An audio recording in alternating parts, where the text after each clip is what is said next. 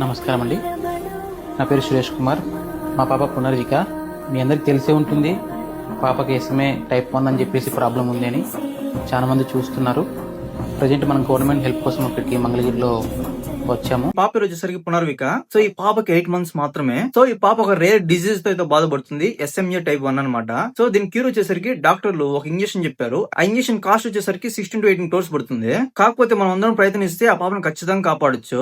నా తెలిసి ఇప్పటికే చాలా మంది వీడియోస్ పెట్టారు, చాలా బాగా డొనేషన్ కూడా వచ్చాయి. హీరోలు అంటే మనం స్క్రీన్ పైన చూసి యాక్టర్లు కాదు, ఎవరైతే ఈ పాప కోసం ఒక రూపాయి డొనేషన్ చేస్తుంటారో వాళ్ళు రియల్ హీరో అనమాట.